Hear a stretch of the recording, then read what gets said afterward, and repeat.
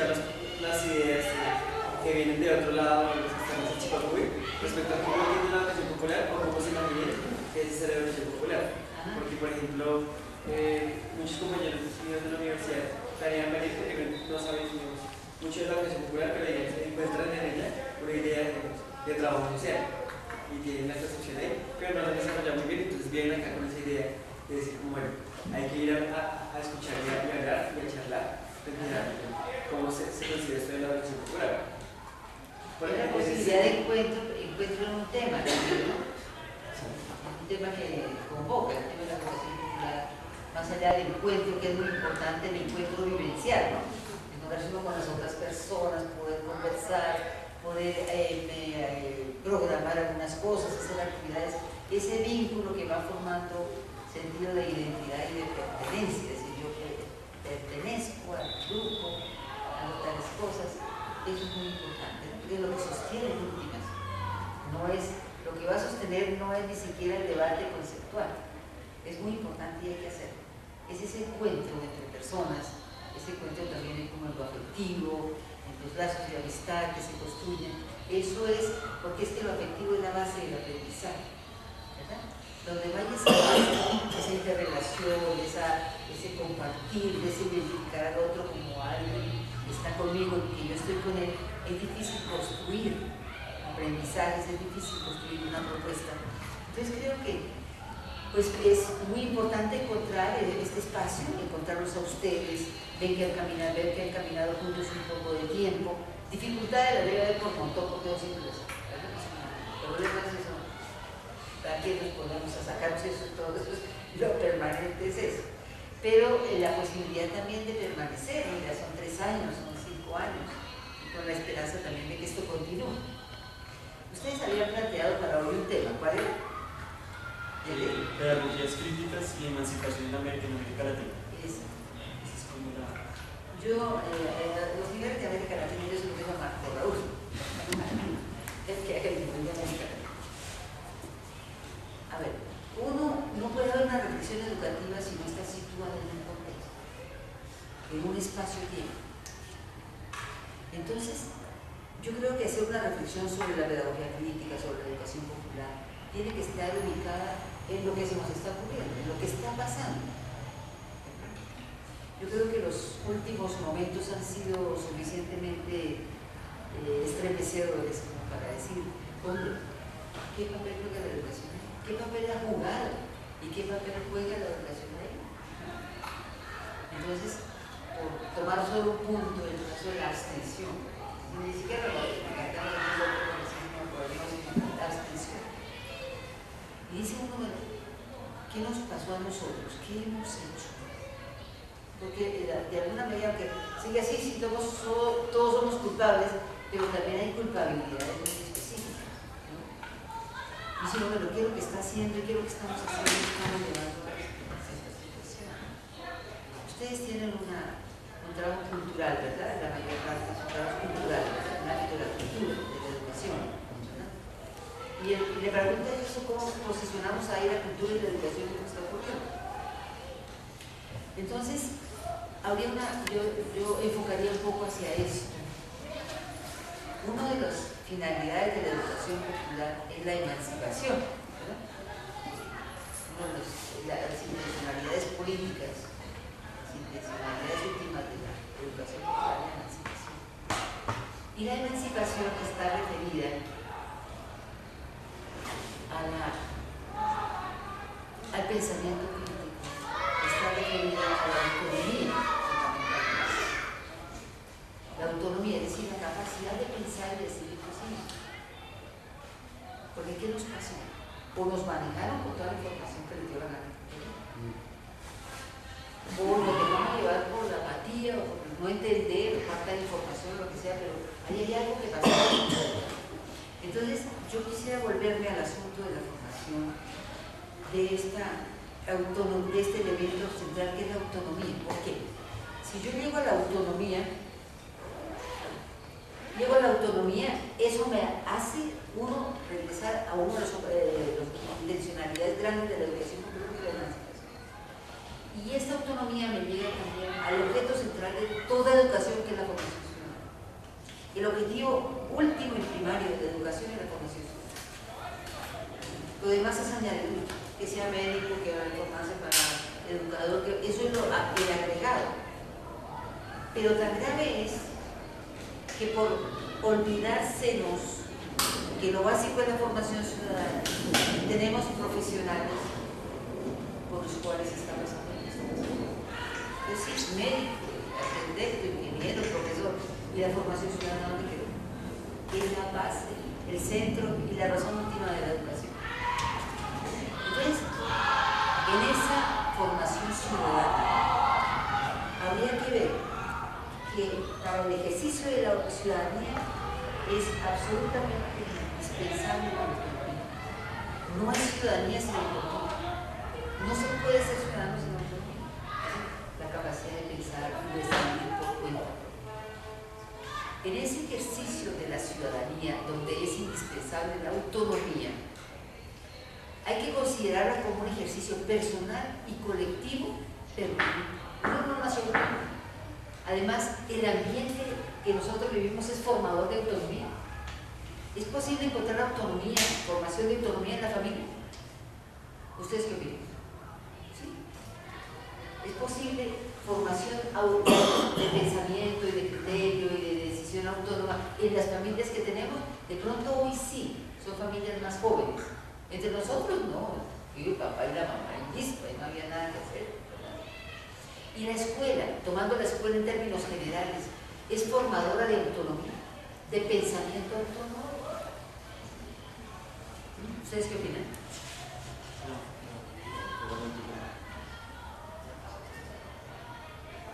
¿Tú qué opinas? La educación en general es formadora de autonomía. ¿Qué hechos de la escuela y la formación contradicen una formación autónoma? De autonomía. ¿Qué hechos dentro de las Dentro de lo que llamamos educación en general? Educación en general.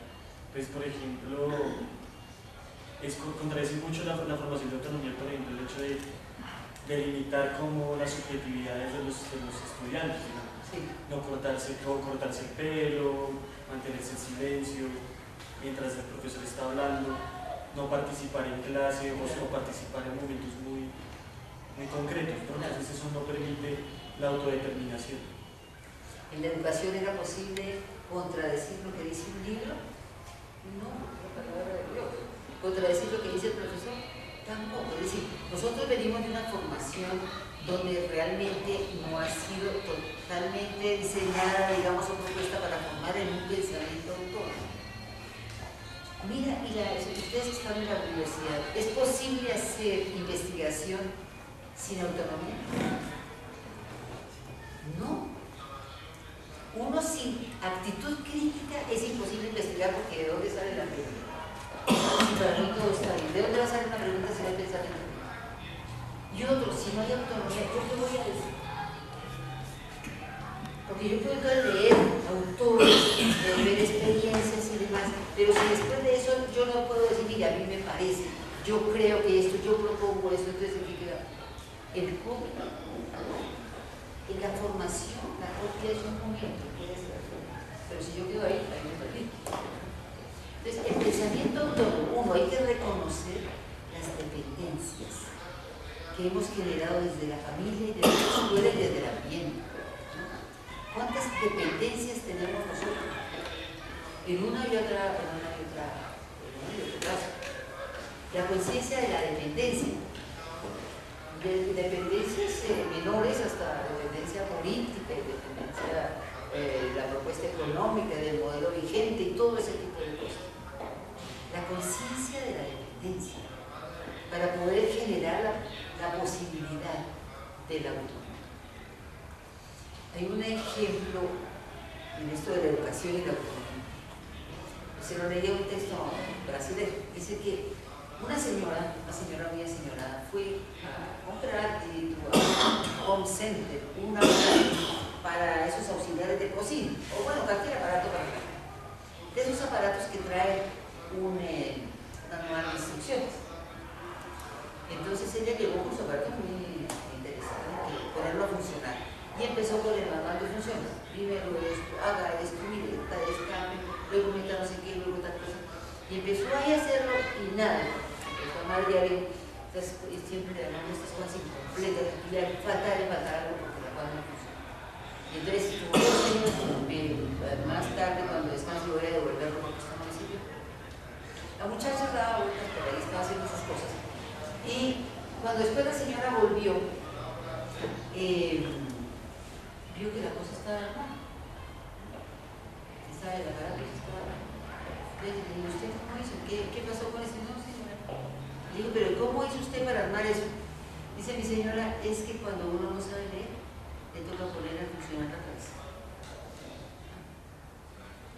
El mismo brasileño me contaba esto, decía, no ha habido crítica más grande de la escuela que esa expresión de esa muchacha. ¿Qué es lo que está haciendo la escuela? Y lo que decía Freire, la escuela está hecha para llenar cabezas, pero no para formar cabezas. Entonces, a la hora de resolver un problema, la cabeza no funciona. No le funciona a uno porque no se le ha formado cabeza. Entonces, yo diría que en la formación del pensamiento autónomo tienen que ver muchas cosas. Uno, como les decía, es una tarea ardua, permanente, personal. Porque uno piensa que la autonomía es que uno decide y uno es el que maneja y uno es el que maneja la situación. Eso tampoco porque nos puede conducir a la arrogancia, ¿no? Es la autonomía, pero es una autonomía solidaria, es una autonomía con otro. Es esa tensión entre la posibilidad y la precaución de la manipulación, que nos dejamos manipular, pero también el asunto de no caer en el asunto de la arrogancia, de pensar que es que yo soy autónomo en la medida que decido sobre lo que a mí me parece independiente de lo que algo te manda. Es una construcción personal y política. Y me parece que esto tiene una incidencia política muy fuerte frente a lo que nos está pasando. Por esto, estos refugios, yo ya diría, estos oasis que ustedes construyen, tienen que ser espacios de eso. Espacios para la construcción de autonomía. Con capacidad de expresión, con capacidad de realización que en otros espacios no se puede.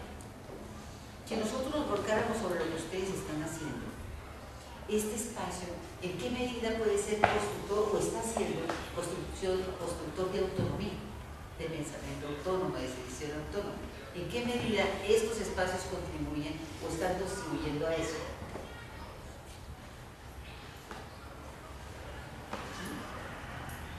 Sobre el hecho destaca, sobre el hecho, sobre la presencia física de un muchacho que no encuentra probablemente un espacio en el colegio para expresarse acerca del tema como el amor, el sexo, la violencia, las drogas.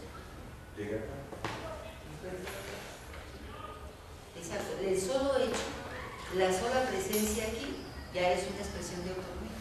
Pero algunos de ustedes lo trajeron forzado, ¿verdad? Y si está forzado, ya está tratando de remar. Es el peor castigo cuando está forzado en una parte donde no quiere, tratando de no remar.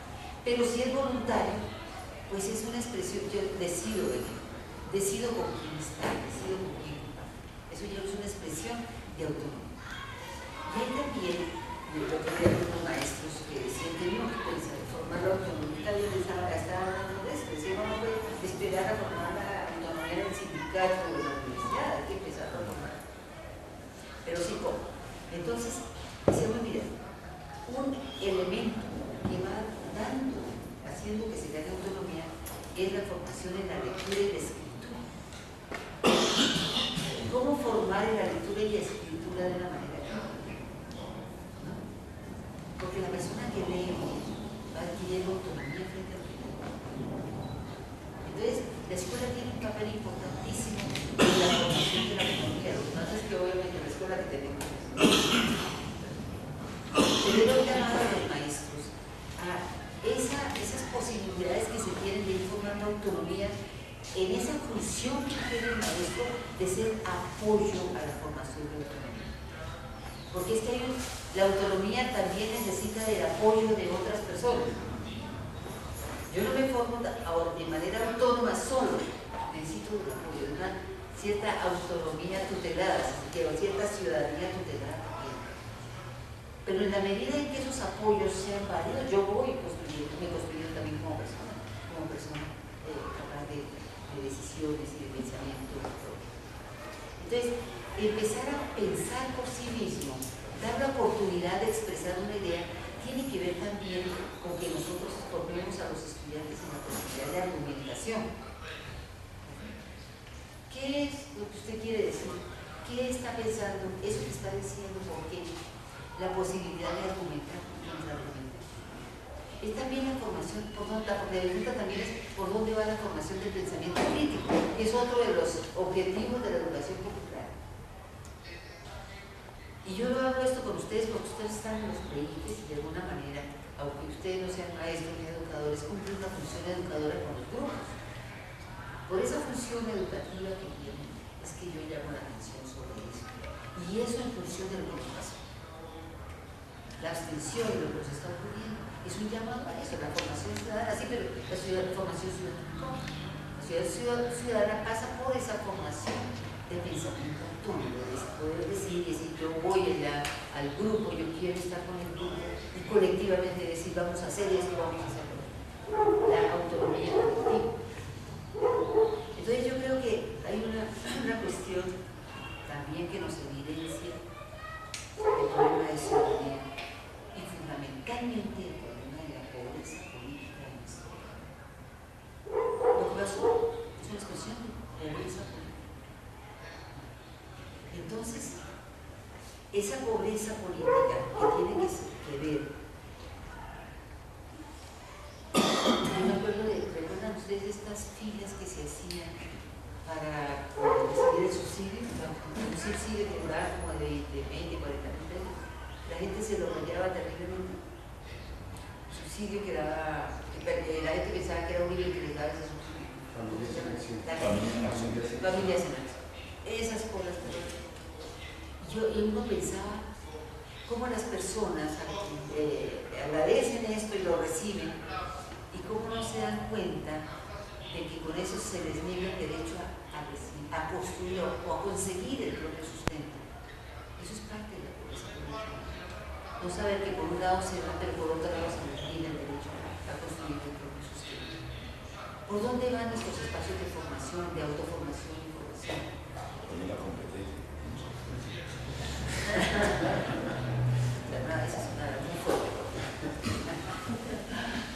Entonces, yo quería como hacer un llamado a esto, a la importancia dentro de este espacio que ustedes tienen, de la formación ciudadana individual colectiva, y en ese campo de la formación ciudadana, la formación de la autonomía.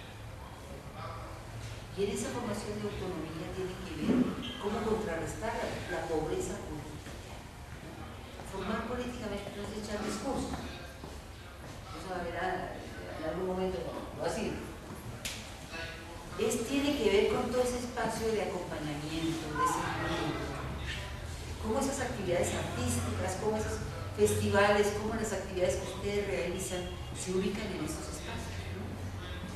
Tratar de llegar a otra gente, tratar de contagiar del entusiasmo por estas cosas, de vincular a la comunidad y que la comunidad oiga otras cosas.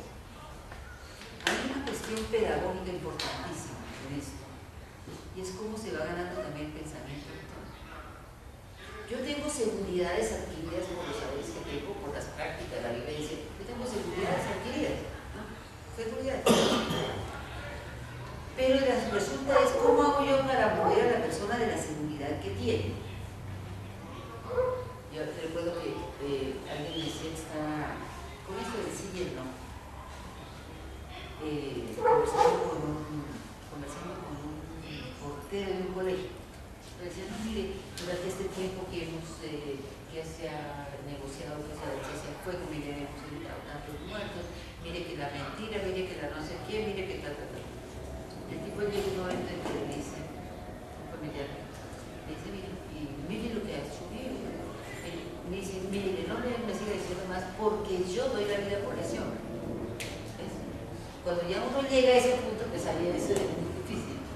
Pero en otros casos, la argumentación tendrá que ir por otro lado, porque esto no es multifactorial.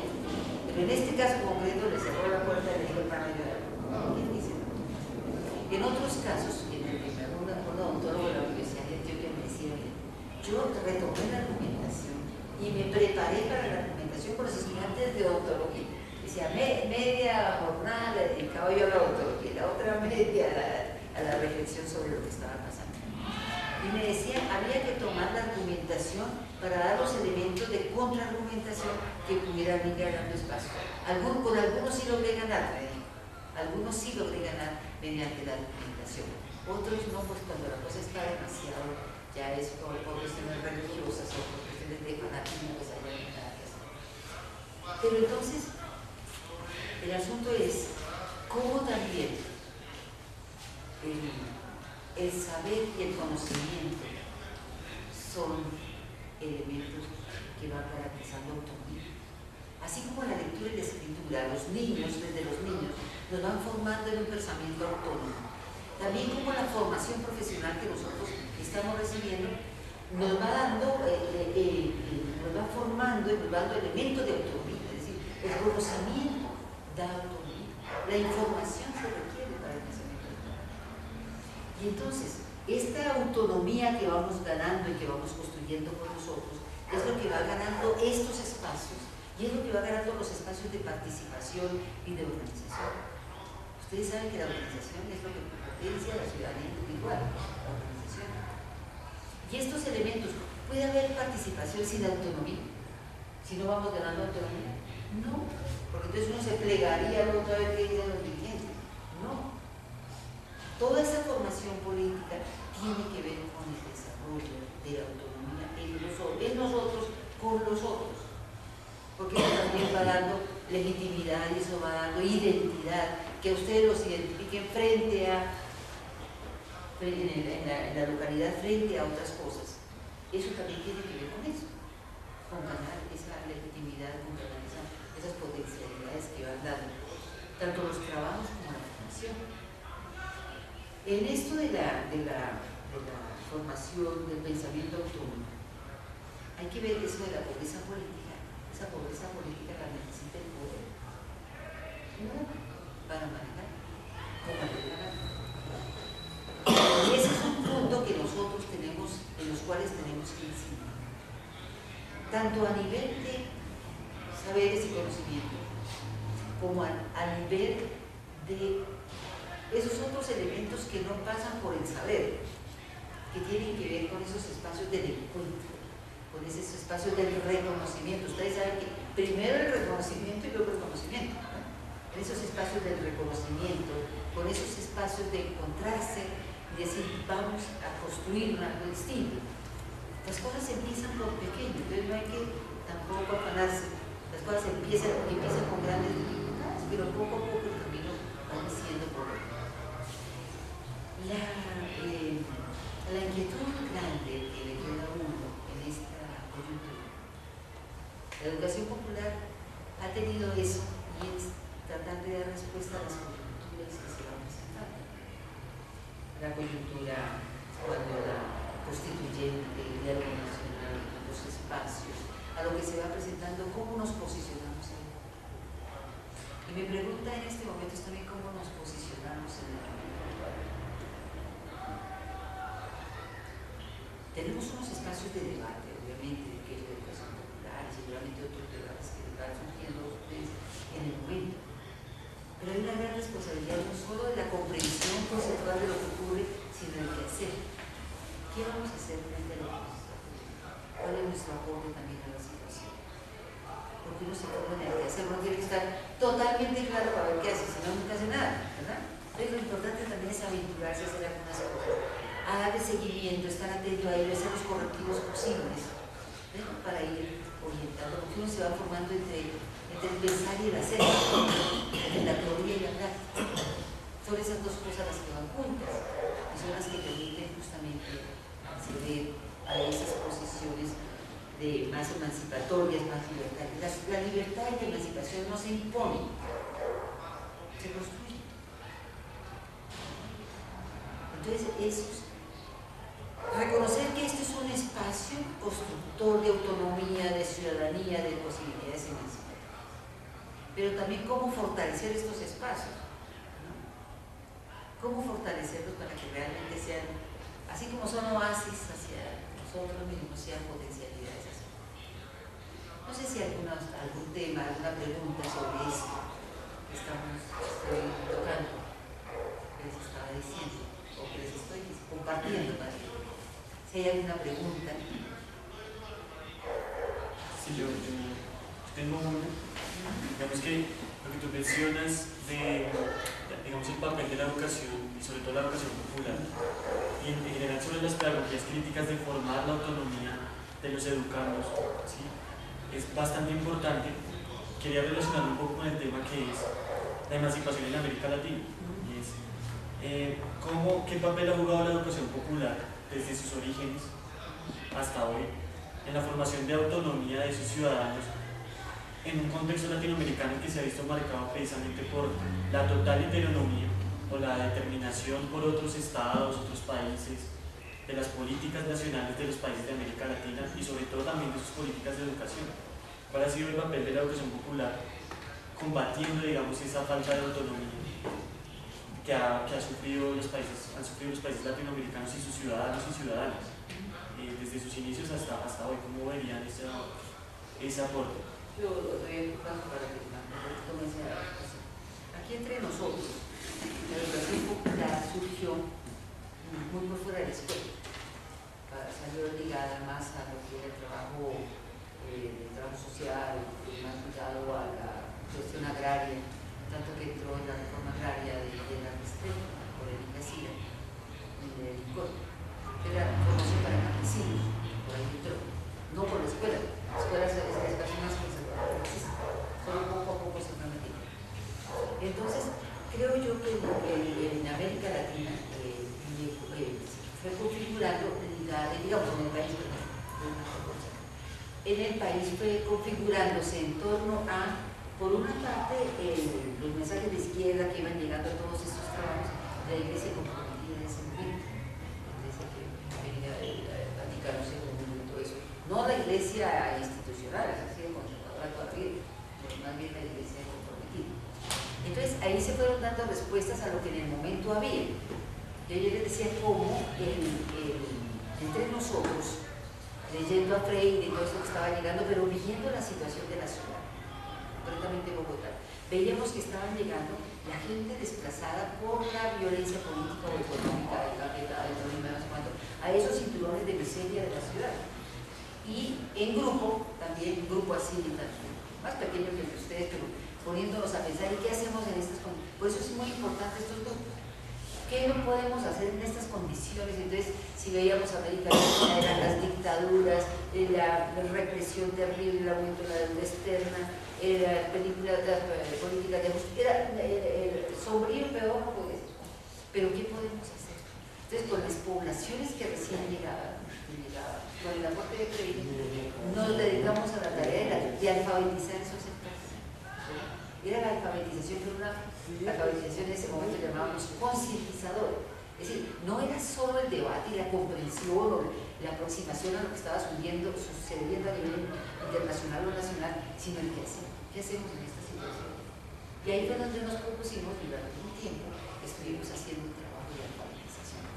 El primer trabajo de alfabetización lo hicimos con líderes de barrios de invasión. Entonces, los líderes de esos barrios de invasión, que eran más o menos 40, con ellos organizamos el trabajo de alfabetización, donde la alfabetización la tomábamos para hacer conciencia con la gente que estaba llegando de lo que estaba ocurriendo. Entonces, yo diría que en estos casos, el debate, el análisis político, pero también asumir que el trabajo educativo es importante. No hay transformación social posible que no pase por la educación. Yo no puedo decir que con solo la educación cambia la sociedad, pero igual no puede haber cambio social sin la educación. Y traigo aquí por hacer un ejemplo. Hace mucho tiempo se hicieron unas reformas agrarias a nivel mundial. ¿Qué había pasado? Y los sitios donde esa reforma agraria no iba acompañada de procesos educativos se cayó. Entonces, si queremos un país que construya la paz, un país en paz, si queremos construir la paz con justicia social y que el país sea otro, y que la mentalidad nuestra y de los ciudadanos sea otra, y que el país tenga nuevas posibilidades, eso pasa con los cambios en la educación. ahí nosotros tenemos una pequeña, pero también gran responsabilidad. Entonces, decirles que me alegra mucho estar con ustedes, me alegra mucho encontrar este espacio de libertad, este espacio de satisfacción personal y colectiva y de construcción también. Y un gran gusto en venido de domingo por la noche. Ahora sí, Marco da ese marco, sí, Marco da ese marco grande, ahora se llama Marco. Bueno, gracias. Bueno, gracias a ustedes por estar acá el domingo, después de la rumba del Cuando había una sábado. canción que decía, nunca es momento. ¿Se acuerdan? Ah, no, esa es canción de nosotros. Después de la rumba del sábado, de pensar que mañana hay que ir a trabajar y que se podía dormir hasta más tarde. Gracias por sacrificar todas esas cosas para venir a conversar un poco desde la experiencia de nosotros. Y pido un poco excusas por la gripe en la que ando. Yo quiero como plantear varias cosas. A ver, ¿qué es la educación popular hoy? Y yo estoy insistiendo mucho en eso, porque todavía uno va a muchos lugares donde la educación popular pareciera que fuera una actividad muy específica para pobres, para trabajar con comunidades, para acompañar los movimientos. Yo creo que estamos dando un paso en el acumulado de la educación popular. Un acumulado donde hoy la educación popular es una propuesta para toda la sociedad, en cualquier tipo que se quiera, se participe en actividades educativas, desde siempre y cuando se tenga un horizonte de que a través de la educación se puede transformar y aportar a la transformación del mundo. En ese sentido de Freire, de que la educación no cambia el mundo, pero cambia a las personas que van a cambiar el mundo. Creo que eso es, ayer lo reiterábamos en propaganda, eso es lo fundamental de la educación. Por eso la palabra cambio siempre está ahí. La educación no cambia el mundo. Es una ingenuidad creer eso, que a través de la educación va a cambiar el mundo, y más una educación como la que estamos recibiendo. Pero la educación sí forma a las personas que van a cambiar el mundo. Porque es que el mundo la cambiamos las personas. Somos nosotros los que, actuando en la historia, hacemos que eso sea posible. Y por eso, dos preguntas tan bravas como las que nos tocaron a Lola y a mí quedarían para un seminario de mucho tiempo. ¿Qué es eso de pensamiento crítico y emancipación? Y yo sí quisiera como intercalar un poco algunas anécdotas con eso, como para ver cómo eso ha venido cambiando el pueblo. Durante mucho tiempo se asoció que el cambio era transformar las condiciones políticas y económicas. Si yo cambio las condiciones políticas y económicas, entonces hacíamos esas transformaciones. Por eso lo importante era tomarse el poder.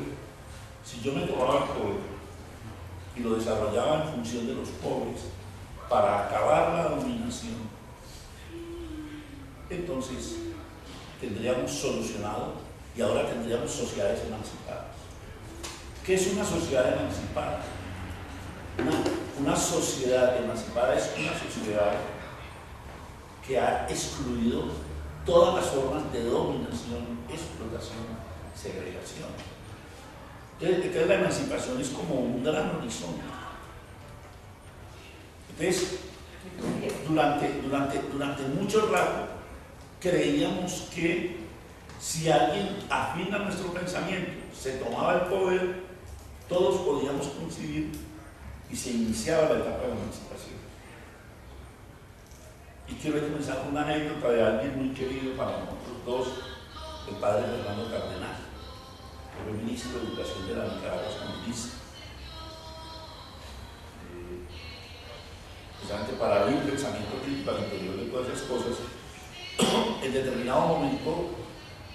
en la Nicaragua sandinista comenzó a aparecer un fenómeno que se llamó la piñata sandinista. La piñata fue la corrupción al interior del sistema sandinista, en el cual alguna de esta gente que nosotros adorábamos por ser guerrilleros, heroicos, ya en el poder comenzaron a interesarse por el dinero personal, y unieron un proyecto social a tener riqueza. Hoy algunos de ellos son de la gente más rica de Centroamérica, cuando fueron gente pobre que llegaron a ser guerrilleros y de entonces digamos que Fernando Cardenal, que había sido ministro de Educación de Nicaragua sandinista, que el Papa lo expulsó de la iglesia porque había sido ministro de esa. Fernando escribió una carta muy bella, y Fernando dice, yo sigo siendo hijo de Sandino, pero no militante del Frente Sandinista. Y aquí comienza un proceso bien interesante, porque entonces ya participar de la emancipación no es un asunto de que yo me subí al colectivo que sí es emancipador. No, la emancipación la construimos todos los días y la tenemos que comenzar a construir todos los días. Y entonces apareció muy clara la idea de que el asunto de la emancipación no es un asunto simplemente de tomarse el poder, sino de construir poderes con otros objetivos. Pero entonces se nos enredó mucho más la cosa. Y es que el poder no era solo tomarse lo político, tener el control económico, sino que era necesario desarrollar muchas otras cosas. Y entonces apareció que el poder estaba en muchas otras cosas. Hay una caracterización muy bonita de Quijano, el peruano, que dice que el poder está presente hoy en la sociedad en 6 elementos. Es un texto muy viejo. Él dice, a los tradicionales, lo económico y lo político. El poder está 3 en el conocimiento. Hoy el conocimiento es uno de los factores fundamentales del poder. 4, él dice, el poder está en la naturaleza. Es decir, hoy no es posible plantearnos el problema del poder si no vemos cómo el capital se está tomando en la naturaleza para volverla a mercancía. Pero dice, sí, el poder está en la autoridad y en las relaciones de autoridad. Y 6, el poder está en el deseo y en las relaciones y en la sexualidad. Es decir, nos enredó la cosa mucho. Pero nos enredó mucho la cosa y nos comenzó a mostrar que el problema del poder no era una cosa, yo me tomo el poder para declararme emancipado, sino que yo tengo que construir mi emancipación todos los días. Y que yo tengo que ir revisando esas 6 zonas de poder permanentemente para ver cómo están en mi vida. Por ejemplo, cuando yo trabajo el deseo, soy capaz de construir un deseo con unas características que rompen, que emancipan, pero en donde la clave va a ser cómo construimos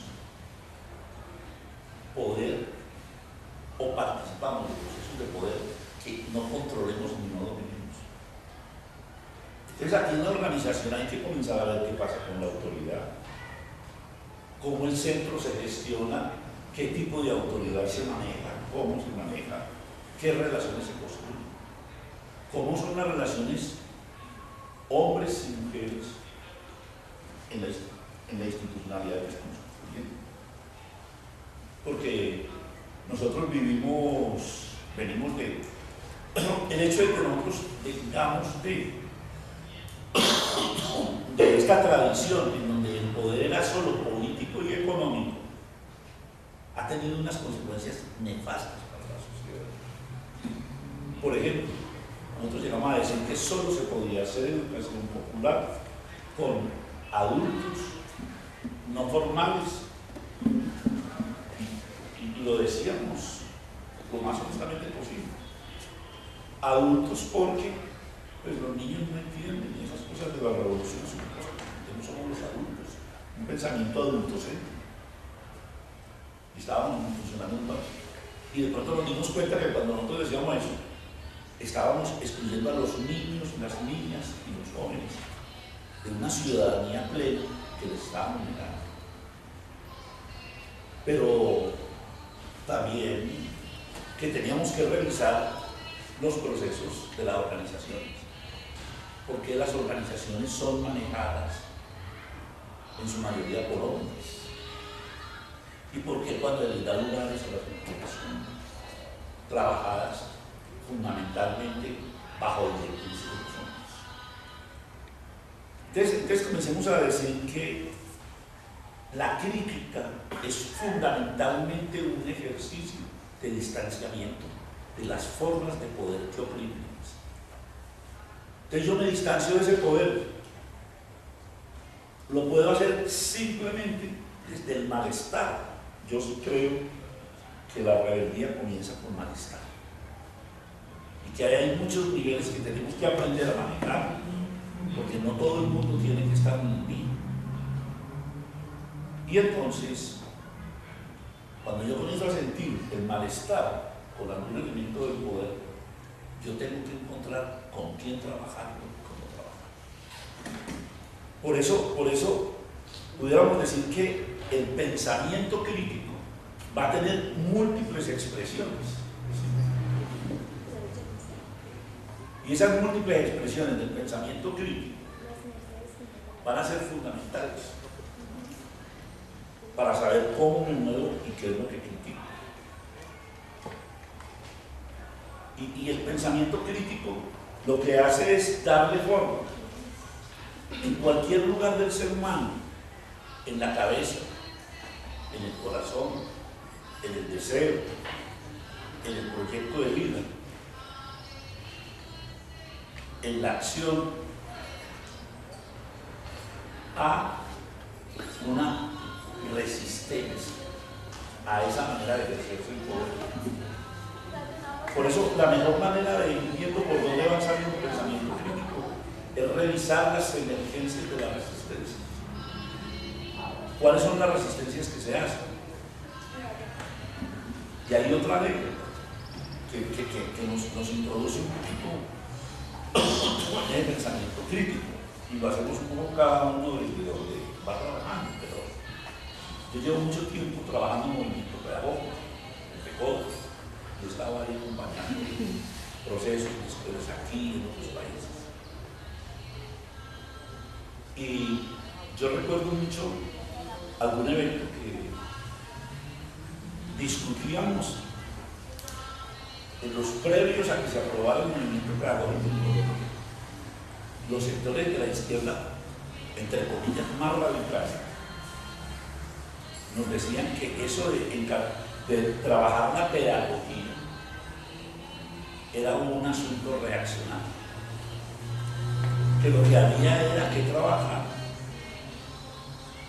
la revolución, porque la verdadera emancipación es de la revolución. Y nos decían, el día que cambie el sistema nos dedicaremos a hacer la pedagogía para el nuevo proyecto de gobierno. Quiero que lo vayan mezclando con la primera anécdota sandinista que les conté. Y entonces, ¿qué es lo que nos muestra la emergencia de la pedagogía en un sindicato como FECODE en Colombia? Nos muestra que al interior del conocimiento y al interior de esos procesos se da la resistencia que genera la crítica y que genera la pedagogía crítica. Entonces, la pedagogía crítica es una respuesta concreta desde cualquier lugar en el cual yo sienta que estoy controlado en pedagogía por algún sector.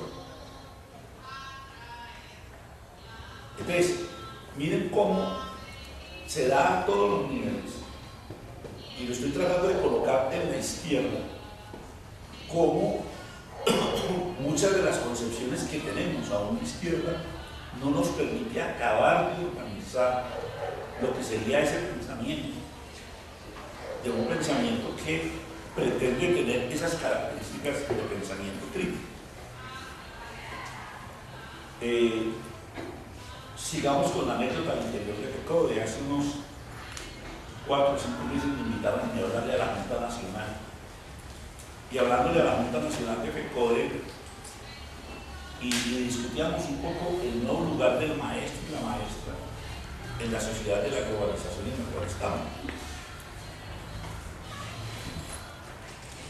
Y en la conversación yo les decía, miren, es que una de las cosas que cambió hoy en el mundo, en todos estos nuevos escenarios de poder, una de las cosas que cambió son el lugar de las cosas y la manera de la crítica de las cosas. Entonces, ¿por qué? Porque hoy el escenario no es ese marco. Es decir, yo cuando sueño la revolución, entonces allá me dedico a hacer las cosas con las cuales vamos a emancipar la sociedad. Y aquí critico mientras, no. Yo tengo que mostrar al mismo tiempo la rebeldía, la protesta, la expresión de la resistencia y la propuesta. Es así como construimos el poder de este tiempo. La emancipación no se construye ya, la construimos todos los días, Que yo les decía ese día a los defensores de la les decía, tenemos un asunto muy complicado, porque tenemos 3 escenarios para actuar. Todos los seres humanos actuamos en el escenario cotidiano, en la vida cotidiana. Y a mí me toca resolver los asuntos de la emancipación, me toca resolver los asuntos de la crítica, me toca resolver los asuntos de la rebeldía, me toca resolver los asuntos de la propuesta en el territorio. Ojo a esa palabra, porque el territorio se vuelve importantísimo y determinante. Entonces yo les decía, por ejemplo, ustedes chévere, seguir quemando la bandera de Brinca el 1 de mayo, con un letrero BM Banco Mundial, qué chévere, sí, pero hoy el Banco Mundial no está en Washington. El Banco Mundial está en la última escuela de la última vereda de este país, donde hay un maestro y una maestra haciendo estándares y competencias académicamente. El gran moderador hoy del proyecto del sistema es un maestro y una maestra que le toca hacer la tarea del ministerio, o que es de la que le toca vivir, pero muchos de ellos tienen una militancia de izquierda. Entonces terminamos con maestros militantes de izquierda y neoconservadores en pedagogía. Entonces el gran problema para nosotros es cómo garantizamos que en ese espacio micro donde nosotros trabajamos comenzamos a generar unas dinámicas de rebeldía, dinámicas de resistencia, dinámicas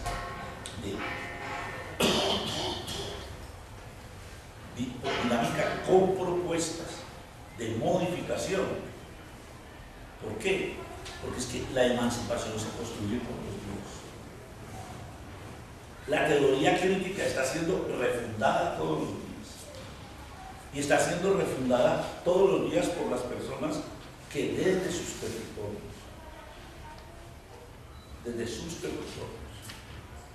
están planteando que hay que hacerlo de una manera diferente. Y nos tenemos que juntar para construir esas comunidades que lo vamos a hacer diferente. Porque yo puedo terminar siendo súper militante de izquierda haciendo cosas de derecha en mi práctica política. Porque, entonces, es que es inevitable el sistema. Yo le digo, no, yo me conozco la historia escuelas de este país. Y yo nunca he visto a la ministra de Educación subida por una ventana viendo quién está haciendo el mismo trabajo. Ni siquiera al rector de la institución con la chapa en la cerradura viendo si se está haciendo el plan. Usted llena luego el plan. Si usted lo está haciendo así, es porque no hemos construido la rebeldía para construirlo allá. Pero en nuestra vida cotidiana. Es decir, uno encuentra relaciones de pareja, de jóvenes muy tradicionales, muy cruzadas por una línea de masculinidad y una línea de control y de supresión, en donde las nuevas relaciones de pareja comienzan. Entonces, yo sí creo que la emancipación, la crítica, se construye todos los días. Y yo tengo que aprender a construirla en el cotidiano de mi vida. Yo cuento una anécdota de esto. Yo fui a dar un seminario hace 2 años en la Universidad de Antioquia. Era un seminario grandísimo de pedagogías críticas y todo esto. Y era toda una tarde. Y me dice el hijo mío, papi, yo quiero ir a ver cómo vas a trabajar. Tenía 12 años. ¿Cómo vas a trabajar con la gente que va a ir? Quiero escuchar, me lo llevé. Y cuando terminé, después de una jornada larguísima de 2, que se nos iba volviendo de 7, 8 de la noche, salgo yo como padre orgulloso a preguntarle a mi hijo, ¿y cómo viste? No, papi, la gente te quiere mucho y te respeta mucho, pero yo tengo una crítica. ¿Qué pasó? Hijo, te diste cuenta que te tomaste 3 botellas de agua embotellada. Y le dije, sí. Me dice, ¿sabes? Tú hablando de todo lo que estás hablando, de cambiar la vida, estás hablando de cambiar el mundo, estás hablando de que podemos hacer unas pedagogías para cambiar el mundo. Y tú colocaste, mientras hablaste de cosas muy críticas, colocaste en el planeta 3 objetos de plástico que van a necesitar entre 120 años y 200 años para biodegradarse. Tú tienes que aprender a respetar ese.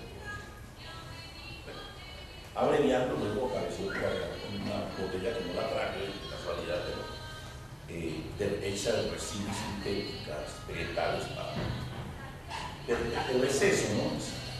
O sea, no podemos seguir soñando en cambiar el mundo allá, sino asumimos nuestra responsabilidad en el cotidiano. Tenemos que construir nuestras emancipaciones cotidianas. Pero esas emancipaciones cotidianas salen de esos procesos que estamos haciendo. Y tenemos siempre que unir los 3 para no quedarnos en la I. 1, el mundo micro, el mundo donde yo actúo, el territorio en donde trabajo, el territorio donde yo juego y transformo mi vida. 2, el mundo meso. ¿Qué es el mundo meso? El mundo medio. El mundo de las comunidades que construimos para que esa manera crítica de vivir pueda anunciar la transformación. Y eso se hace en las regiones, en las instituciones, volviendo colectivo y 3, hay un nivel más de políticas públicas. En la medida en que vamos combinando los 3, vamos a poder construir políticas públicas con las cuales vamos a guerrear y vamos a transformar esta sociedad. Y los sentidos, creo que históricamente, más de lo que nosotros estamos viviendo, es eso. Es que tenemos que avanzar en la constitución de esos papeles. Y desde múltiples niveles. Desde los elementos cognitivos, hay que escribir sobre todo eso, hay que proponer. Desde los elementos afectivos, necesitamos construir esa integralidad del humano que hace desde los elementos volitivos. Necesitamos construir cambios concretos en la acción específica de lo que hacemos. Desde elementos valorativos, necesitamos comenzar a valorar lo otro y que se comience a valorar la crítica como un valor en la sociedad. Necesitamos cambios en la manera de entender la dimensión de trascender, es decir, la capacidad de tener proyectos de vida, organizar esos sentidos. Yo soy muy optimista de eso. Bueno, a propósito de eso, por ahí algo que nos trajeron los compas, yo dirijo esta coleccioncita. ¿Y qué es lo que hace esta coleccioncita? Esta coleccioncita lo que hace es buscar, publicar temas críticos en temas muy específicos de actualidad. Sale uno cada mes y medio, para que la gente comience también a encontrarse con los temas críticos. Lo saqué, yo estaba, que me venía, lo saqué por una razón que vale la pena como anécdota para el tema que nos piden. El título originario de la colección era Primeros Pasos Críticos. Y haciendo el consejo de redacción con el mono de algunos y de algunos en Planeta Paz para decir, bueno, ¿y qué hacemos? Ya está todo decidido, arrancamos. Y la gran discusión es, le ponemos críticos. En un país tan conservador, que le aparezca colección Primeros Pasos, por ejemplo, que llama La calidad de la educación, y aparece Primeros Pasos Críticos. El maestro conservador que lo ve, el directivo docente dice, uy, no, estos mismos criticones de siempre. Entonces decidimos dejarnos solo Primeros Pasos. Y ahí vamos trabajando todos los temas, de calidad, y los hay para que del buen vivir, toda la discusión del suma causa y el suma coma, por allá.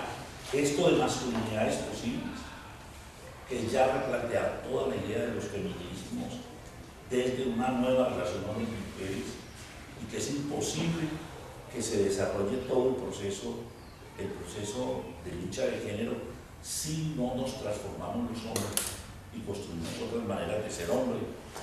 Todo este asunto de lo afrodescendencia, qué significa esos asuntos y esa manera de abordarlos para trabajar. Entonces, digamos que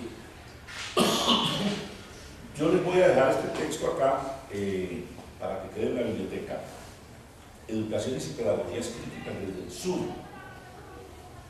Lo voy a dejar, además lo traigo casi para decir que es muy difícil comprarlo para los sectores populares, pero se puede bajar gratis de internet. Hay en la página de CEAL, Consejo de Educación de Adultos de América Latina, usted coloca el título, Educaciones y Pedagogías Críticas del Sur. Hay dos líneas. En uno de los libros, C-E-A-A-L. En uno de los libros cobra y pide algunas cosas, y en otro quedó gratis para que lo bajen los que estén interesados.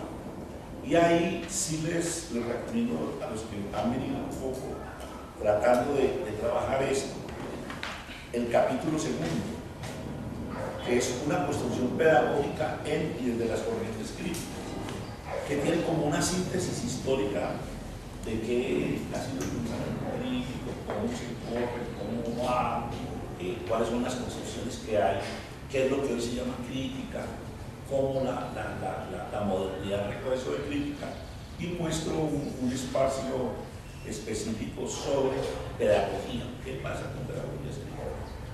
Yo quiero cerrar con una anécdota que yo quiero como hacer énfasis en eso, es que ser educador es una opción, y es una opción de cada uno. En alguna medida es asumir que hay una serie de propuestas pedagógicas, metodológicas, epistemológicas, que yo asumo, Y yo decido hacer desde ahí mi actividad educadora en el mundo. Mi actividad educadora en el mundo, en el nivel que tengo, en el nivel artístico, en el nivel más de relaciones personales, en el nivel más de movimientos sociales. Porque también nosotros, en el sentido que estaba conversando, de las anécdotas, nosotros hemos tenido un problema muy grande. Y es que consideramos que si no se está articulado políticamente, no es posible ser educador popular. Entonces digamos que esa educación popular hoy se vive en múltiples lugares y tenemos que encontrar esos múltiples ámbitos en los cuales se hace educación popular. Y yo tengo que desarrollar esos ámbitos y permitir que se desarrollen. Quiero cerrar con una anécdota. Precisamente ayer comentaba con alguien salió varias veces en el tema de la conversación que teníamos en el evento de los 30 años de educación popular de la Universidad de Cauca. Y es esto. Yo trabajaba en CINEC en ese tiempo, y ahí desarrollamos un proceso de formación, de hacer la formación de la Asociación Nacional de Usuarios Campesinos, Línea Sin Cerebro, del Grupo de la Costa Caribe. Y ahí desarrollamos unas propuestas de unas escuelas alternativas en el movimiento campesino. Y esas escuelas alternativas en el movimiento campesino, que se desarrollaron en 2 o 3 departamentos, teníamos unas 8 o 10 escuelas que acompañaban sobre todo a las asociaciones campesinas más fuertes, la hacíamos desde la educación popular, tratando ya de encontrar caminos alternativos, propuestas metodológicas en la educación popular. Y en algún momento los compañeros indígenas del CRIC fueron a ver la experiencia. Estaban tratando de construir las escuelas primarias. Hicimos una visita de ellos y luego fuimos a discutir con la organización. Pero la organización determinó un poco que desde esa experiencia del CINEC se asesorara la construcción de la experiencia. Al comienzo la asesoría estuvo llena de problemas, más que con la organización, con los núcleos académicos que nosotros nos relacionábamos en el Cauca y desde luego con todos los sectores del Cauca. Sin embargo, por encima de eso, decidimos hacer el proceso. La parte más de anécdota es que en algún momento, alguien ahí del Cauca nos dice, bueno, ¿y qué sentido tiene que ustedes vengan, se desgasten tanto para aprender unos hijos, unas escuelitas que hasta el gobierno las puede dar? ¿Para qué se van a gastar ustedes la vida? Una gente estudiada, profesional, viniendo a la última parte de la cordillera a hacer una cosa que hasta de pronto nos maten algún día por ahí, porque aquí hay mucho terrateniente bravo por lo que están haciendo los indios. No se gasten la vida así. Yo contaba esa anécdota un día en Popayán, en una celebración de algunas de estas cosas. Y luego se lo afirmó y lo cuento aquí como una anécdota importante para estas cosas. Y es, si el proyecto está claro, si la propuesta de tocar el territorio es práctica, tiene vida en las organizaciones, eso toma vida, porque no es uno el que mueve los procesos, son las organizaciones, son las dinámicas que se van construyendo. Lo que uno hace es en el sentido de Freire, de volverse una persona que aporta cambio y desarrolla sus procesos. Y en esa entrevista que hacían para la Universidad del Cauca, yo les decía, ustedes se preguntaran si nosotros hubiéramos, en ese momento que éramos un equipo fuerte, hubiéramos desistido de hacer ese proceso, pues la organización lo hubiera hecho de otra manera. Pero hoy, ese proceso tiene 1.600 y pico de maestros indígenas. 2, tiene un proyecto de educación propia que el Congreso de los Pueblos Indígenas de Guatemala del 2010-2111 lo convirtió en el proyecto para los pueblos originarios de América Latina. 3, dio paso ese proyecto a la construcción de la UAIN, la Universidad Indígena, Intercultural y Bilingüe del CRIC, ya con carreras profesionales en una línea de educación propia. Y claro, el reconocerse uno en la tradición que arrancó eso, para uno personalmente es un triunfo. Porque a veces dicen, y sobre todo ustedes que están empezando, bueno, vamos a iniciar con cosas pequeñas. La mayoría de las cosas de educación popular empiezan con las cosas pequeñas. Piensen si yo hubiera dicho ese día allá, no, sigue siendo, pues, aquí hasta lo mataron, ¿no? Aquí hasta de pronto estos indígenas están bien complicados. Hay que recuperar ese lenguaje. Nos tocó para toda la cuestión NASA.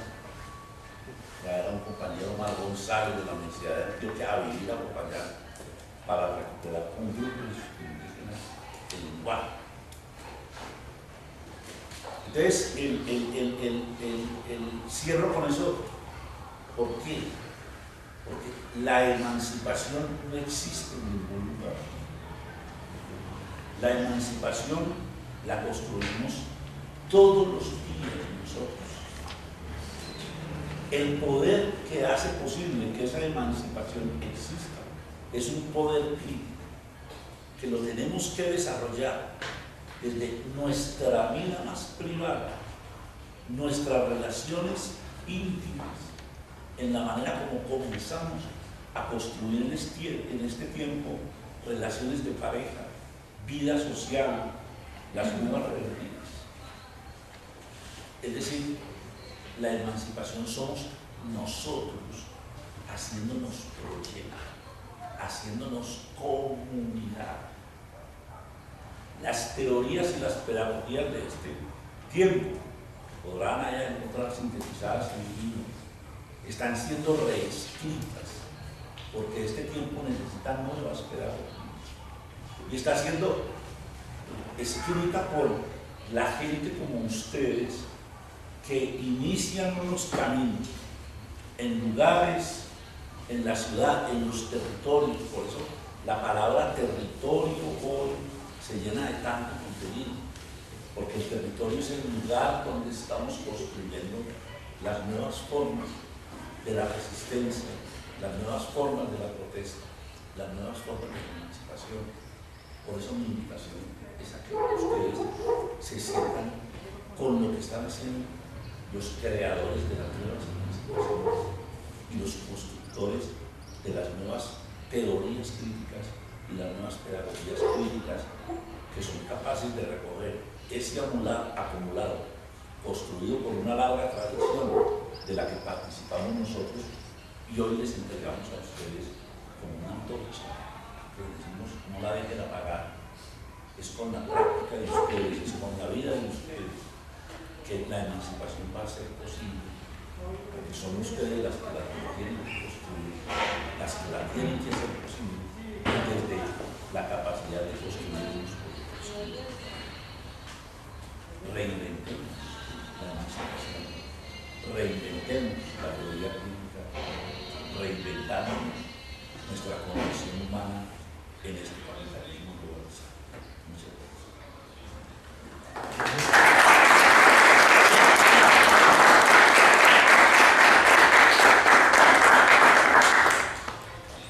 Bueno, no sé si algunos de ustedes quieran hacer alguna pregunta, algún comentario. Comentario y una pregunta también. conjugadas. Me llamó la atención, digamos, en ambas conversaciones, uno, rescatar la situación de la pobreza política que tenemos como pueblo latinoamericano, que siento de cierta manera también es consecuencia de la territorialización de la violencia, de la represión, de la fragmentación del tejido social, de la desconfianza en el otro. Por otro lado, también quisiera rescatar lo que mencionaba Marco, en el sentido de que como el Banco Mundial está hasta en el último rincón, porque allá, por ejemplo, yo soy de Chile, en el rincón más lejano en la montaña, en la última escuela mapuche, o sea, la última escuela que hay en territorio mapuche del Estado, ahí se reproduce, digamos, cómo las lógicas del Banco Mundial tratan de despojar del lenguaje, tratan de despojar de los símbolos territoriales, y a eso me quería referir. Cómo es interesante el hecho de que hoy día el elemento territorial empieza a tomar tanta importancia. ¿Qué significa hoy día que las pedagogías traten de volver a poner en cuestionamiento la identidad que las personas tienen con ciertos lugares y el conocimiento de cómo funcionan los territorios? Porque así son herramientas que permiten defender los territorios. Básicamente por eso, cuando una comunidad no conoce cómo funciona su territorio, qué elementos tiene para decir que la llegada de una minera, por ejemplo, va a generar tales consecuencias sociales, económicas, ambientales.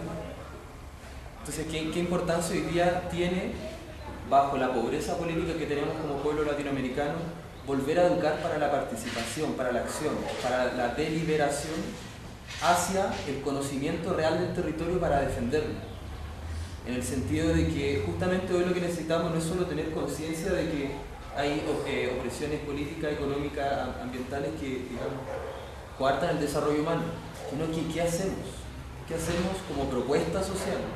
Hoy día hay expresiones de eso, pero digamos hay una carencia en los sectores sociales de empezar a articular las nuevas propuestas en lo educativo, en lo material constructivo, por ejemplo, que también es un ámbito importante, en el tema de la lucha por la vivienda. Y sobre todo, ¿qué significa hoy día que hay políticas públicas que territorializan ciertas limitantes para el pueblo? Por ejemplo, el acceso al suelo. Hoy día podríamos decir, sí, queremos hacer esto, otro, pero tenemos una limitante práctica, explícita, que es el acceso al suelo. Entonces, la pregunta sería, por ejemplo, bajo ese ámbito, ¿qué directrices deberíamos fortalecer a aquellas personas que estamos interesadas, todos los que estamos aquí, me imagino, en seguir desarrollando procesos de educación popular con una orientación hacia fortalecer esa identidad territorial que permita generar transformaciones sociales de lo local? ¿Qué directrices tomar? ¿Hacia dónde enfocarnos? Porque muchas veces estos procesos tienden a diluirse en pequeñas, o al menos yo lo he visto allá donde vivo, tienden a diluirse en pequeñas discusiones, en pequeñas intervenciones que si desde lo pequeño se parte, es cierto. Pero hay una necesidad actual de toda la acumulación que existe de movimientos sociales de empezar a tirar el gancho hacia el otro lado, ver qué hay en común y cómo generar movimientos de eso, movimientos de cambio. Entonces, ¿qué directrices qué elementos empiezan a ser más importantes en este contexto de globalización, ahora en el año 2016-2017, con el contexto que hay? Como una pregunta que me surge. Si tenemos una hora de y nos dicen el nombre, por favor. Nicolás. Bueno, mi pregunta gira en torno a lo que decía la profesora Lola y el profesor Raúl, en torno a hay que pensar si aún no somos de la educación popular y entender que no solo la educación popular se trabaja con los barrios marginales o muy marginales. Entonces, podríamos entender que el contexto, por ejemplo, donde se desarrolla la práctica cercana del Chipacuy es con estrato 3, estrato medio, en donde no hay una condición de marginalidad tan marcada como se vería en otros territorios donde ya hemos trabajado, pero sin embargo creemos que es pertinente, digamos, la educación popular también, digamos, para clases medias y para clases altas. Entonces entraríamos a discutir con los paradigmas en cuanto se menciona que lo marginal, digamos, es propio de lo popular, y tendríamos a entender lo popular ya de otra forma que nos invitaría a hacer la clase marginal, la que es popular y la que no. Es como a partir, digamos, de entender esas nuevas nociones, trabajamos la educación popular en otros sectores económicos, sociales, no marginales o no tan marginales, desarrollar las prácticas de educación popular.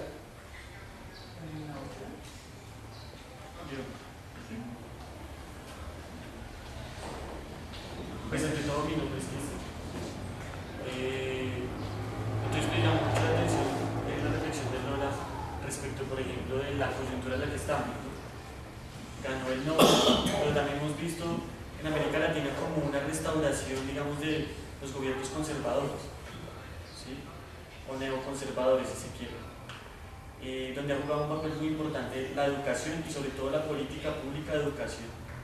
En Argentina otra vez está hablando ya de nuevo, después de esas conquistas, de nuevo de empezar a privatizar por ejemplo, la educación superior, ¿sí? En Brasil, pues, de donde surgió, pues, digamos, Paulo Freire y buena parte de la propuesta de la educación popular, pues hemos visto la destitución de Dilma Rousseff y bueno, lo que está pasando en Venezuela y en otros países. Entonces, conectado un poco con la pregunta que hacía Nicolás en términos de esa globalización, también quería comentar esta discusión de cuál ha sido el papel de la educación popular, digamos, en esa restauración o en ese fracaso, de pronto, si se puede decir fracaso, de esos gobiernos progresistas o más democráticos que han dado lugar a una restauración neoconservadora de estos países latinoamericanos, y cuál sería el papel de la educación popular precisamente ante este nuevo contexto. Si quieren damos una ronda de respuestas a esto. A ver, yo diría que esa ampliación de concepción que se tiene de la educación popular tiene que ver con que, bueno, por su origen que fue muy cercano a la educación formal, la educación de adultos, y clarificar desde dónde se hace la educación popular. Es decir, la educación popular es una propuesta de transformación que se hace desde los intereses de los sectores populares para la sociedad en su conjunto. Pero yo no puedo perder de vista el término de intereses. Es desde los intereses de los sectores populares donde yo me posiciono en cualquier campo. Es desde los intereses de los sectores populares donde yo me puedo posicionar en el campo de las luchas por la educación pública y todo eso, y si voy al Ministerio de Salud, no voy a pedir a la salud hasta donde el Estado permita, se puede hacer. El Estado, su naturaleza sigue siendo la misma. Lo que pasa es que hay los espacios donde yo puedo hacerlo, donde debo hacerlo. Es decir, hay que tener claro desde dónde. ¿Verdad?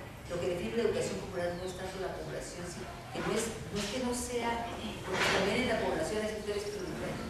El sector prioritario nuestro de enfoque es el sector popular, obviamente. Y lo que me guía a mí son los intereses de los sectores populares, a partir de los cuales yo puedo estar en la Universidad de Lausanne, ¿no?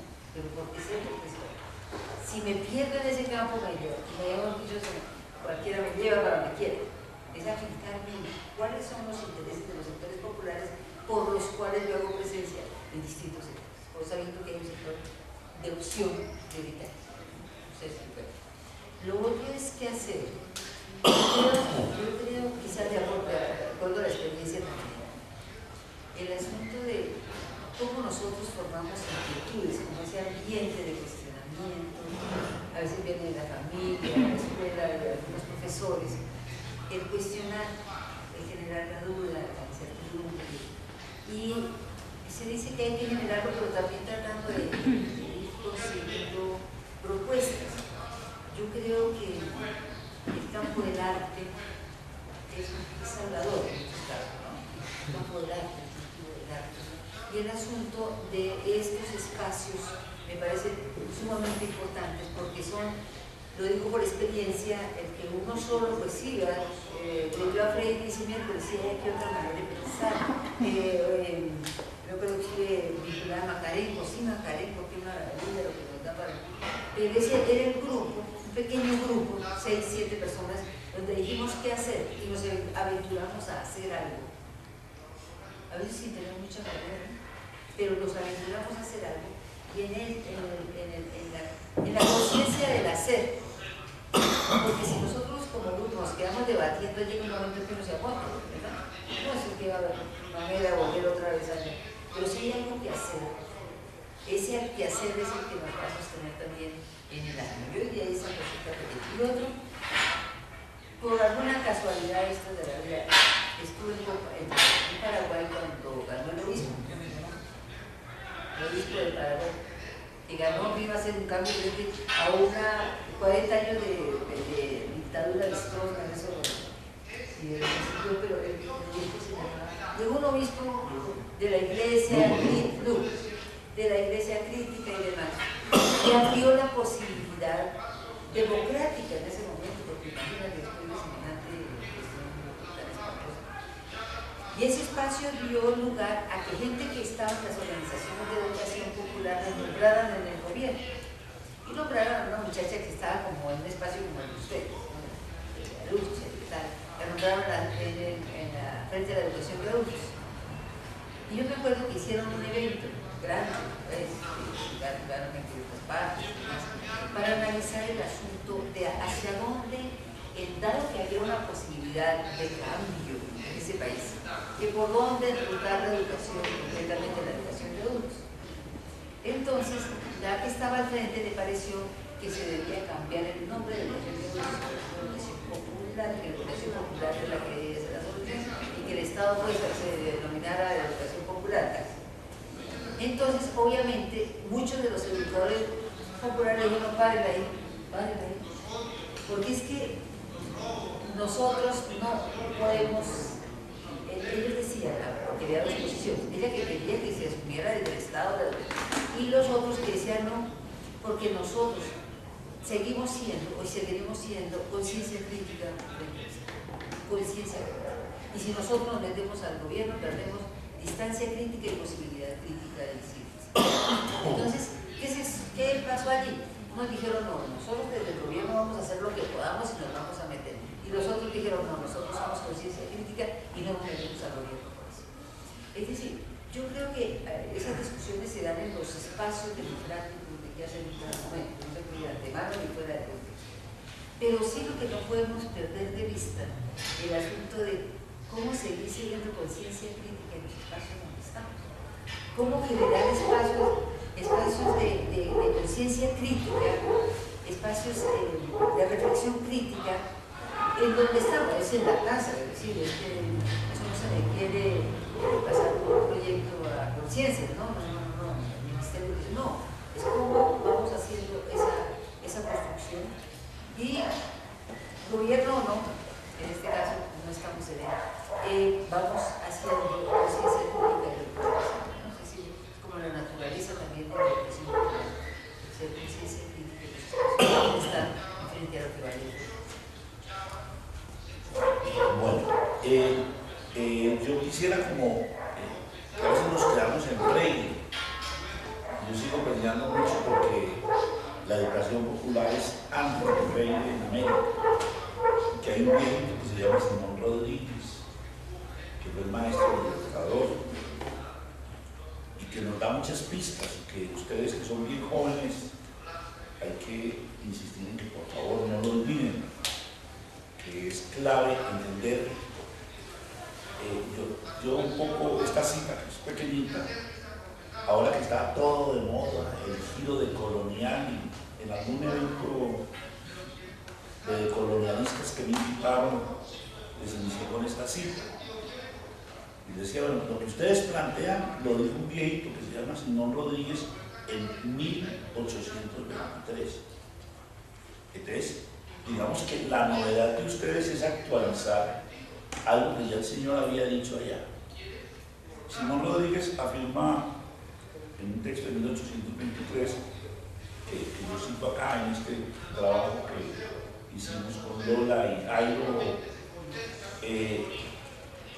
digo, la sabiduría de la Europa y la prosperidad de los Estados Unidos son dos enemigos de la libertad de pensar en América. En otro texto de 5 años después dice el viejito así, o sea, que es como para las escuelas de hoy, las escuelas que nos tienen trabajando por competencias. Dice, diciéndole a Bolívar, le dice, maestro, es importante que no dejen llegar el método lancasteriano a América. Yo no lo conozco de oídas, lo vi cuando pasé por Inglaterra. Y eso es igual a una sopa de hospital. Los niños aprenden de memoria y repiten como lobos. Porque pierden los niños el tiempo, leyendo sin boca y sin sentido, pintando sin mano y sin dibujo, calculando sin extensión y sin número. La enseñanza se reduce a fastidiarlos, diciéndoles a cada instante por años enteros, así, así, así, muy bien, siempre así, sin hacerles entender por qué ni con qué fin. No ejercitan la facultad de pensar y se les deja o se les hace iniciar la lengua y la mano que son los dotes más preciados del hombre. No hay interés donde no se entrevea el fin de la acción. Lo que no se hace sentir no se entiende, y lo que no se entiende no interesa. Llamar, captar y fijar la atención son las tres partes del arte de enseñar. Y quiero colocarlo porque quiero de esa reflexión dar las respuestas un poco desde mi punto de vista y como educador popular a lo que ustedes preguntan. Yo, por ejemplo, disiento del planteamiento de la pobreza política. Creo que lo que hay hoy en el continente es una oleada neoconservadora y postconservadora con unas características muy particulares que a Colombia nos toca con esas particularidades. ¿Y por qué digo eso? Porque es que en Bogotá tuvimos 3 alcaldías de izquierda, con todas las características. Y si hoy está Peñalosa, es parte de las equivocaciones que se cometieron en la izquierda. Yo soy de los que personalmente digo que hay que aprender a ser muy autocríticos, porque es que parte de los gobiernos progresistas en América Latina no se cayeron solo por la ofensiva de la derecha, que es cierto, sino también por una serie de errores que se han cometido en el ejercicio del poder. Yo creo que el poder de izquierda necesita ser replanteado en América Latina a la luz de un asunto que no se resuelve solo por yo ser de izquierda o de derecha. Hemos entendido que a pesar de toda esa ofensiva de la derecha, que tiene particularidades, que hoy ya es caracterizable con 6, 7 puntos, porque no es el neoconservadurismo clásico, sino que tiene unas características distintas. Yo sí creo que a la izquierda latinoamericana creó una gran confusión. Y la gran confusión es que ser de izquierda es ser ético. Y cuando se llega al poder, la ética del poder es distinta y termina enredando a derecha y a izquierda y a la gente de izquierda en problemas muy parecidos a los de derecha. Yo digo que uno de los asuntos que los educadores populares organizados en estos asuntos vamos a tener que colocar claramente es el asunto de la ética en la política y la ética como reguladora del poder. Y ese es un asunto en el sentido que dice Simón Rodríguez, que yo lo adquiero.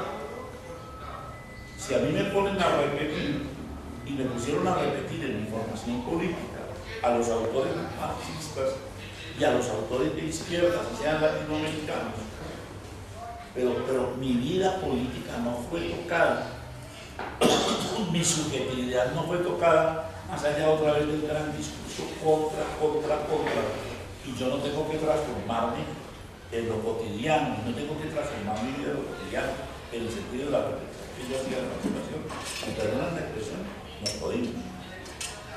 Y creo que hay un esfuerzo interesante en estos momentos en el gobierno de Bolivia, viendo todos esos errores que cometieron, y andan pidiéndole a la gente que les ayude a ver los que ellos han cometido, porque ya también se han cometido muchos de estos errores. Solo que están un poco en un momento que les permite todavía ver si pueden corregir. En ese sentido, yo creo que lo que hay en el continente es también parte de una construcción de izquierda.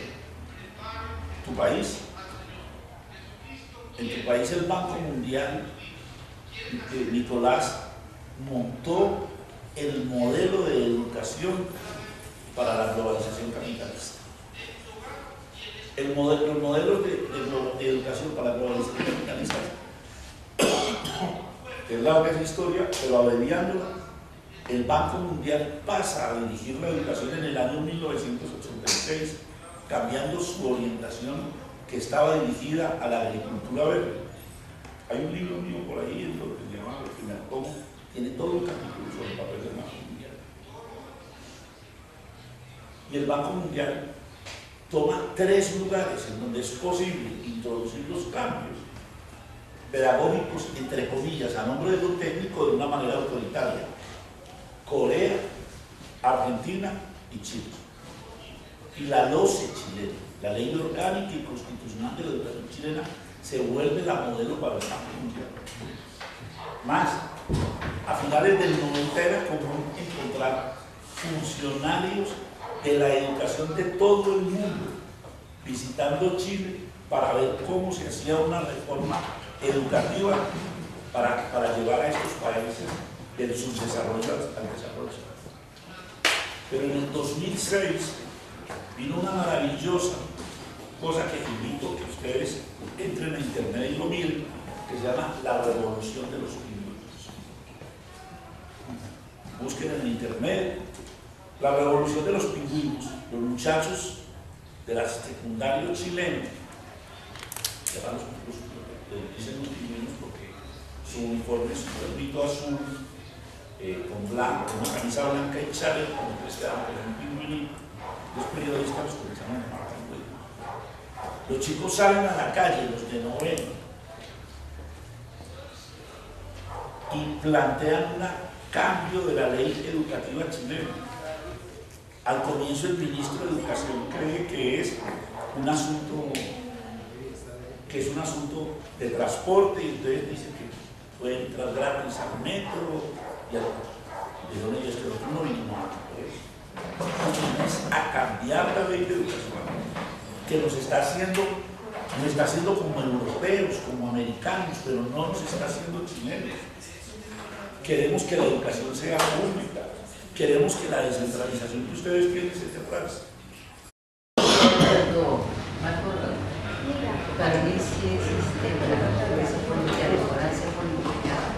Y es un deber, una responsabilidad nuestra construir esa formación.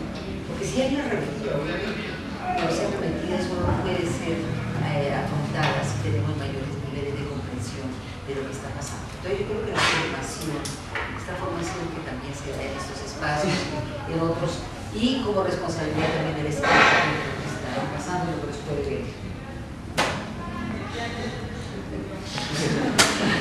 Las diferencias cordiales que tenemos. Una cosita. Pero me tomo la palabra todos. Muchas gracias a ustedes por venir y acompañarnos y prendernos una lucecita más, apoyar a estos muchachos que están iniciando estos procesos de educación, luchando, y como dijo Marta, es una lucecita más en medio de tantas luces. Y pues les pido a ustedes, señora Lola o Marcos, que sigan apoyándonos y que muchas gracias por venir y que no sea la última vez que vienen. No, pero además hoy nos casaron. Y que por lo menos se cumplió el objetivo, que educar a una persona más dentro de sus temas, sus conocimientos, yo no conocía. Y vean, viene uno y algo va a aprender. Muchas gracias a ustedes. Bueno, muchas gracias.